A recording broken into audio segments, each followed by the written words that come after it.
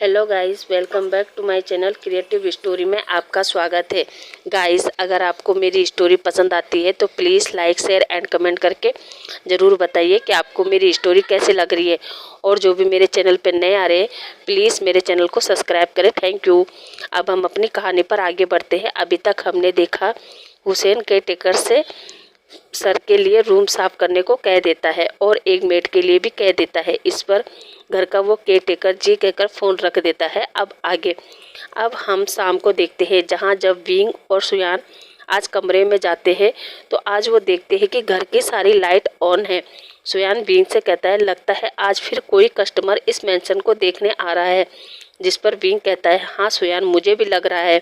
सुयान कहता है, अब क्या करेंगे? विंग कहता है, वही जो हम इतने सालों से करते आ रहे हैं, चलो तैयारी करते हैं। और विंग सुयान के साथ कमरे में चला जाता है और वो तैयारी करने लगते हैं, जहाँ विंग घर में अपने पैरों पर रेड कलर लगाकर उल्टे पैरों के निशान बना देता है और वांग जी के कमरे के रूम में मिरर पर भी लिख देता है कि यहाँ से चले जाओ। इतना करने के बाद विंग और सुयान अपने रूम में जाकर उस पर्सन का आने का इंतजार कर रहे थे।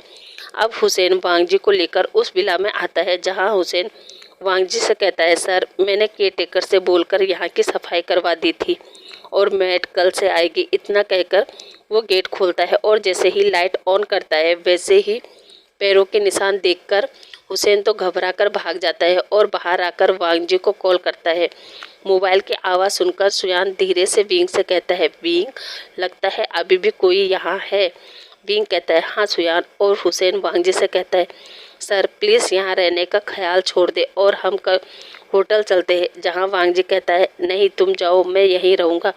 ये बात विंग और सुयान ने भी सुन रहे थे। जहाँ सुयान विंग से कहता है, विंग ये तो यहीं रहने की बात कर रहा है, अब क्या करें? विंग कहता है, अब हम फार्मूला नंबर 2 आजमाएंगे। और फिर विंग अपना गेटअप चेंज करने लगता है। इधर वांग जी अपने कमरे में आता है और मिरर पर लिखा पढ़कर मन में कहता है, मैं नहीं जाऊंगा। और फिर सावल लेने चला जाता है। सावल लेके वांग जी वापस रूम में आता है और जाकर अपने बेड पर लेट जाता है, जहां थोड़ी देर बाद ही वांग जी को नींद आ जाती है। अब रात के 12 बजे विंग वाइट कलर का गाउन पहनकर, लंबे बालों की विग लगाकर और आंखों में रेड कलर की लेंस लगाकर वांग जी के रूम में चुपके से एंटर होता है और वांग जी के पास जाकर साइड में बैठ जाता है, जहां विंग ने फेस पर वाइट कलर का पाउडर लगा रखा था और होठों को भी एकदम लाल कर रखा था और अपने हाथों के नाखूनों को भी बड़ा किया था। और फिर वांग जी के पास बैठकर अपने उन्हीं नाखूनों से वांग जी का फेस टच करने लगता है।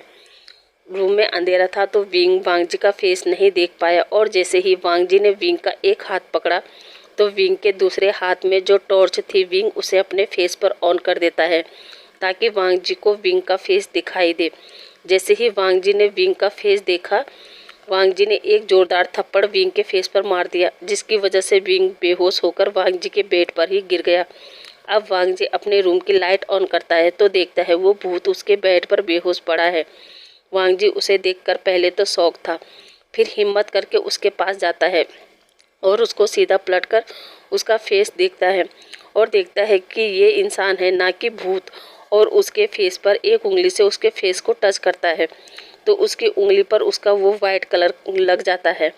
वो और कहता है, ओह तो ये चक्कर है। ये पर्सन आज तक सबको डरा रहा था और इधर बेचारा सुयान गेट के बाहर छुप के इंतजार ही करता रह गया कि अभी विंग या वो पर्सन चिल्लाते हुए बाहर आएगा, मगर ऐसा कुछ नहीं हुआ। सुयान को वहीं नींद आ गई। अब अगले मॉर्निंग वांग जी काउच पर बैठकर उस भूत, मेरा मतलब विंग का उठने का इंतजार करने लगा। करीब 7 बजे विंग सिर पकड़कर उठता है और सामने वांग जी को देखकर कहता है, बॉस आप। ये सुनकर तो वांग जी शौक कि इसने उसे अभी अभी बॉस कहा। अब वांग जी अपनी डार्क वॉइस में कहता है, कौन हो तुम और ये सब क्या है? क्या तुम ही आज तक सबको डरा रहे थे? इस पर विंग इधर उधर देख रहा था। वो भागना चाहता था मगर वांग जी उसके नज़दीक आकर उसके फेस पर पानी फेंक देता है, जिससे विंग का सारा मेकअप निकल जाता है और वो अपने हाथों से अपना फेस छिपा देता है। जिस पर वांग जी कहता है, हाथ हटाओ और अपना फेस दिखाओ और बताओ तुम कौन हो, वरना मैं तुम्हें पुलिस के हवाले कर दूंगा। इस पर विंग घबरा जाता है और हाथ हटाकर कहता है, नहीं सर, प्लीज़ प्लीज़ पुलिस को मत बुलाना। इस पर वांग जी विंग का फेस देखकर कहता है तुम तो वही हो ना जो ऑफिस में मुझसे टकराया था। और वांग जी सेक्रेटरी मिंग को कॉल करता है और उनसे कहता है 5 मिनट में मेरे विला पर पहुंचो। इतना कहकर वांग जी फ़ोन रख देता है। करीब 10 मिनट बाद सेक्रेटरी मिंग सीधा विला में आता है, जहां वो विंग को देखकर हैरान था। और सेक्रेटरी मिंग कहता है विंग तुम, और ये क्या हुलिया बना रखा है। जिस पर वांग जी कहता है तो मिस्टर विंग आप बताओ ये सब क्या है। तब तक न्यू हुसैन भी सुयान को पकड़कर वांग जी के सामने खड़ा कर देता है। जिस पर हुसैन कहता है बॉस विंग के साथ ये भी मिला है, मैंने पता कर लिया। ये दोनों ही इस विला को बिकने नहीं दे रहे थे और ये दोनों पिछले 10 सालों से इसी विला में रह रहे हैं, वो भी चोरी छुपे। ये सुनकर तो वांग जी शौक था और विंग को कहता है बताओ तुमने ये सब क्यों किया। जिस पर विंग घबराते हुए कहता है सर वो अगर कोई इस विला को खरीदता तो मैं और सुयान यहाँ नहीं रह पाते, इसलिए हम दोनों ने मिलकर यहाँ आने वाले सभी लोगों को भगा दिया ताकि हम दोनों इस विला में आराम से रह सके और कोई भी हम दोनों को ढूंढ ना पाए। इस पर वांग जी कहता है ढूंढ ना पाए का क्या मतलब है, साफ साफ बताओ। जिस पर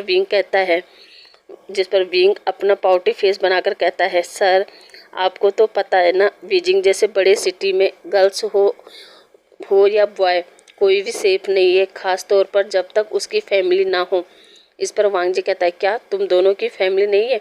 विंग कहता है जी सर हम दोनों ही बचपन से अनाथ है और हमारे पास न रहने के लिए घर था ना ही खाने के लिए खाना, और जब हमारे पास खाने के लिए खाना ही नहीं था तो रहने के लिए घर कहाँ से आता, आप ही बताइए सर। इस पर पहले तो वांग जी साइलेंट था मगर फिर कहता है इसका मतलब ये तो नहीं कि तुम किसी के घर भी बिना बताए रह लो। इस पर विंग कहता है हम किसको बताते सर, आप तो यहाँ थे नहीं और आपका केयर टेकर वो कभी कभी आता था और वो भी केवल किसी के साथ नाइट स्पेंड करने के लिए। आपका केयर टेकर एक नंबर का ठरकी इंसान है।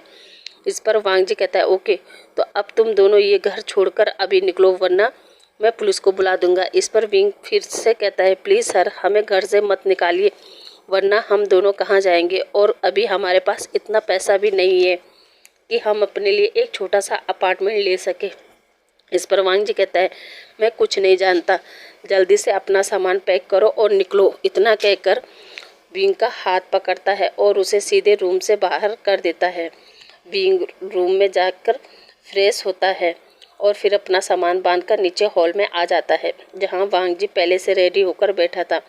वो विंग और सुयान को देखकर कहता है रुको। ये सुनकर विंग के फेस पर एक स्माइल आ जाती है और वो मुस्कुराकर वांग जी की तरफ देखता है। जिस पर वांग जी कहता है मुस्कुराने की ज़रूरत नहीं है, ये बताओ तुम मुझे कंपलसेट कैसे कब देने वाले हो। इस पर विंग और सुयान तो शौक हो जाते हैं और कहते हैं कंपलसेट कैसा कंपलसेट। जिस पर वांग जी कहता है पिछले 10 सालों से मेरे घर में रहने के कंपलसेट यानी रेंट बताओ कब दोगे। इस पर विंग कहता है बॉस हमारे पास तो कुछ नहीं है तो हम आपको कंपलसेट कैसे करें, आप ही बताओ। इस पर वांग जी कहता है ओके अगर तुम मुझे कंपलसेट नहीं दे सकते उसके बदले तुम मेरे इस विला में काम करना होगा। इस पर विंग तो खुश हो जाता है और कहता है बॉस कैसा काम, मैं तैयार हूँ। इस पर वांग जी सुयान की तरफ देख रहा था। विंग सुयान को कोनी मारता है और सुयान भी हाँ कह देता है। अब वांग जी कहता है ठीक है फिर आज से सुयान घर के बाहर का सारा काम करेगा, जैसे पौधों को पानी देना, मेरी गाड़ी साफ करना और मार्केट से फ्रूट वगैरह सब्जी वगैरह लाना। और मिस्टर विंग तुम इस घर की सफाई और मेरे लिए सुबह दोपहर और शाम तीनों टाइम का फूड प्रिपेयर करोगे और हाँ मेरे खाने के बाद खाना खाओगे और मेरे ऑफिस जाने से पहले ऑफिस पहुंचोगे। इस पर विंग और सुयान तो हैरान हो जाते हैं मगर फिर भी विंग मान जाता है। अब वांग जी घड़ी में टाइम देखता है और कहता है अभी 8:30 हो रहे हैं और 9 बजे मैं यहाँ से ऑफिस के लिए निकलूँगा, तब तक मेरा ब्रेकफास्ट और लंच प्रिपेयर होना चाहिए और आपका टाइम अब शुरू हो जाता है। और फिर हुसैन को इशारा करता है। हुसैन उन्हें एक लिस्ट देता है। जब विंग वो लिस्ट खोलता है तो उसमें वांग जी के खाने के बारे में लिखा था कि वांग जी नाश्ते में क्या क्या खाता है और लंच में और साथ ही साथ डिनर में। विंग तो ये देखकर शौक था और कहता है सर पर ये सब प्रिपेयर करने में तो कम से कम 1 घंटा लगेगा। लेकिन अभी तो इतना कहते ही वांग जी कहता है अब आपके पास केवल 20 मिनट है। विंग ये सुनकर सुयान और विंग फटाफट अपना सामान अंदर रखते हैं और सुयान अपने काम पर और विंग किचन में चला जाता है। और विंग लिस्ट देखता है जिसमें वांग जी के ब्रेकफास्ट के बारे में पढ़ता है कि उसे सुबह गाजर, मूली, हरी सब्जी, बीन्स, सारी सब्जियां ब्रेकफास्ट टेबल पर चाहिए और साथ ही साथ एग, जूस, ब्रेड, ये सब भी। और लंच में उसे डम्पलिंग वगैरह, नूडल्स वगैरह पसंद है। विंग तो लिस्ट देखकर सोचता है इतनी सब्जियां बनाने में तो कम से कम 1 घंटा जाएगा, मगर हमारा विंग भी काफ़ी स्मार्ट था। उसने सारी सब्जियां मिक्स करके ब्रेकफास्ट के लिए सूप तैयार कर दिया और लंच के लिए राइस में भी सारी सब्जियां डालकर एकदम रेडी कर लिया। जब वांग जी ब्रेकफास्ट टेबल पर आकर बैठता है तो विंग उसके सामने सूप का बाउल रख दिया, जिसे देखकर वांग जी कहता है ये सब क्या है, मेरी सब्जियां कहाँ है जो मैं डेली खाता हूँ। ये सुनकर विंग जवाब देता है, बॉस आप वो सब्जियां हाइजीनिक तरीके से खाते थे, जो कि कुछ कच्चे, कुछ आधे पके और कुछ तो इतना कहता है, पर मैंने सारी सब्जियों को परफेक्ट तरीके से कुक किया है और ये बनाया है। इस सूप में आपकी वो सारी सब्जियां है, यकीन ना आए तो चेक कर ले। वांग जी विंग की बात सुनकर वांग जी चॉपस्टिक पकड़ता है और उस सूप में वेजिटेबल देखने लगता है। ये देखकर विंग कहता है, ओहो सर, ओहो बॉस, आप किस तरीके से खा रहे हैं? आपको पता नहीं कि सूप को कैसे खाया नहीं बल्कि पिया जाता है। और खुद ही स्पून लेकर सूप निकालता है और उसे ठंडा करने लगता है। ये देखकर तो वांग जी की नज़र भी हमारे विंग पर ही अटक जाती है, क्योंकि सूप को ठंडा करते समय विंग के होंठ बिल्कुल स्ट्रॉबेरी की तरह रेड लग रहे थे, जिसे देखकर वांग जी तो बस विंग को देखे जा रहा था। जैसे ही विंग वांग जी को देखता है वो तुरंत अपना फेस इधर उधर करता है और सूप स्पून वांग जी के माउथ में डाल देता है। जैसे ही सूप का स्वाद वांग जी के माउथ में घुलता है, वांग जी को सूप बहुत ही ज़्यादा पसंद आता है और वांग जी वो सूप पीने लगता है। तभी विंग टाइम देखता है तो 9 बजने में 5 मिनट बाकी थे। विंग वांग जी से कहता है, बॉस आप अपना ब्रेकफास्ट फिनिश करें, मैं चलता हूँ। और वो 2 एप्पल उठाता है और फिर इधर से उधर भागकर अपना ऑफिस बैग और साथ ही सुयान का ऑफिस बैग भी उठाता है, जो बाहर ही काम कर रहा था, और वांग जी को बाय कहकर भाग जाता है और सुयान से कहता है, सुयान जल्दी चलो वरना बस मिस हो जाएगी। और सुयान को भी उसका बैग देता है और साथ ही 1 एप्पल भी, और सुयान से कहता है आज यही हमारा ब्रेकफास्ट है। ये सुनकर तो सुयान कहता है, विंग क्या है ये सब, हम क्यों नहीं ये घर छोड़कर चले जाते। अब तो बॉस ने भी हमें देख लिया, फिर भी तुम अभी तक यहाँ क्यों इस घर में पड़े हो, आखिर क्या बात है, तुम ये घर क्यों नहीं छोड़ना चाहते हो। विंग कहता है, इसलिए सुयान कि ये घर मेरे फ्रेंड लंजा का है और मुझे पता है वो एक बार इस घर में ज़रूर आएगा और मैं उसी से मिलने के लिए इस घर पर रुका हूँ और मुझे यकीन है मेरा लंजा ज़रूर आएगा। ये बात सुनकर सुयान कहता है, विंग कहीं तुम्हारा लंजा हमारा बॉस तो नहीं है। ये बात सुनकर विंग कहता है, बिल्कुल भी नहीं, हमारे बॉस तो कितना खड़ूस, एरोगेंट और सबसे बड़ी बात एक हार्टलेस पर्सन है, पर मेरा लंजा तो बहुत ही स्वीट और सॉफ्ट हार्ट वाला पर्सन है। हमारा बॉस तो बिल्कुल भी मेरा लंजा नहीं हो सकता, नेवर। ऐसा कहते ही वो ऑफिस पहुंच जाते हैं और फिर अंदर आकर अपने अपने वर्क प्लेस पर बैठ जाते हैं। करीब 10 मिनट बाद वांग जी भी ऑफिस पहुंच जाता है और सीधे अपने ऑफिस में जाकर कहता है, सेक्रेटरी मिंग जाओ विंग को बुला के लाओ। सेक्रेटरी मिंग ओके सर कहकर बाहर आता है और विंग से कहता है, विंग तुम्हें सर ने अपने केबिन में बुलाया है। ये सुनकर विंग सोचता है अब क्या काम है इस खड़ूस को मुझसे, और वो अंदर जाने लगता है और वांग जी के केबिन का डोर नॉक करके कहता है, मैं आई कमिंग सर।